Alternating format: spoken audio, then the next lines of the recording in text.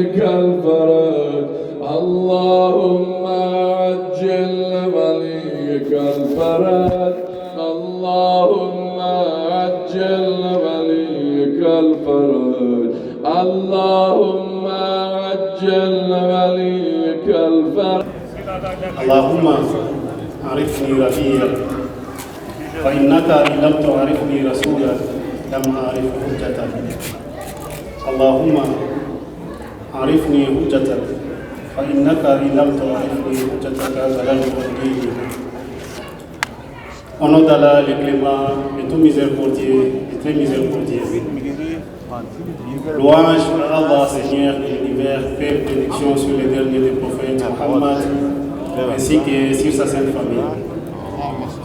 Je présente mes compliments à l'imam du temps à l'occasion de sa naissance, qui est quelque chose qui est bénéfique pour toute l'humanité. Parce que le Saint-Coran nous dit, nous devons être contents, nous devons jouir de la naissance de l'imam Mahdi. Pourquoi? Parce que c'est la grâce de Dieu subhanahu wa ta'ala. Et nous sommes pendant la période qu'on appelle la période de l'occultation. Et pendant cette période, nous devons connaître quel est notre rôle. Et lorsque nous lisons dans les hadiths de ce prophète, nous voyons que le messager d'Allah a dit Afdal a'mal ummati al-intizar al-faraj.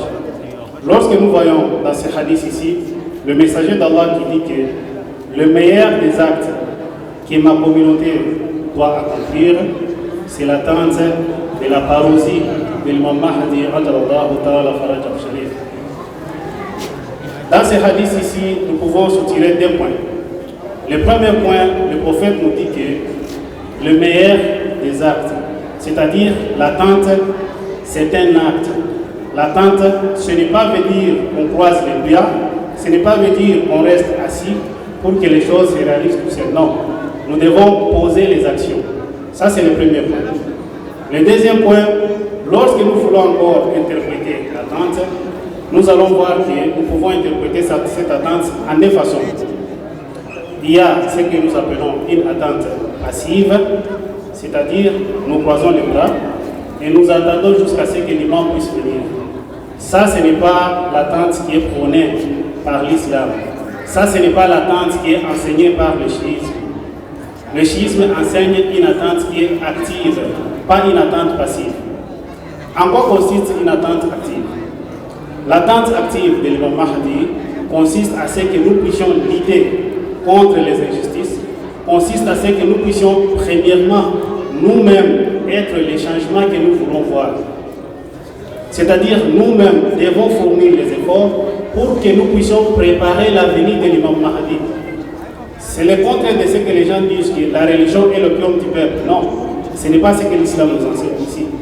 L'islam nous enseigne dans le cadre de l'attente de l'imam Mahdi que nous puissions nous-mêmes fournir les efforts, que nous puissions nous-mêmes planir les chemins pour que l'imam puisse apparaître. La raison pour laquelle mon sujet qui est pour parler sur les leaders africains et que nous sommes des Africains, nous devons premièrement connaître que les indépendances que nous avons eues chez nous en Afrique n'étaient pas un cadeau. Les indépendances que nous avons eues chez nous en Afrique n'étaient pas quelque chose qu'on nous a donné en cadeau et gratuitement comme ça, non. Il y a eu des gens qui ont versé des sangs. Il y a eu des gens qui ont lutté pour que cette indépendance nous arrive. Je vais citer ici un exemple, un discours qui a été dit par Patrice Emery Lumumba, qui est l'un des héros nationaux de la République démocratique du Congo. Les jours où, le 30 juin, l'indépendance de la République démocratique du Congo a été proclamée, le roi Léopold II est venu et il a fait un discours pour démontrer que l'indépendance est un cadeau que la Belgique a donné à la République démocratique du Congo. Mais Patrice Emery Lumumba, qu'est-ce qu'il a dit? Je vais vous lire ce qu'il a dit. Il dit quelque chose qui est tellement bénéfique pour nous. Il dit que ni le Congolais, l'indépendance n'est pas un cadeau généré offert par l'État belge. l'indépendance n'est pas un cadeau généreux. C'est-à-dire, si vous voulez arriver à quelque chose, si vous voulez apporter un changement, nous devons lutter. Nous devons fournir des efforts pour aboutir au changement auquel nous voulons adhérer. Sinon, on va croiser les bras. Sinon, on va demander à ce moment-là, nos prières ne seront pas répondues. Pourquoi? Parce que nous lisons dans les hadiths de Imam Hussein qui nous dit quiconque voit les injustes en train de vous guider et que personne ne se soulève contre cela, à ce moment-là, vous allez faire les prières. Dieu ne veut pas répondre à vos prières.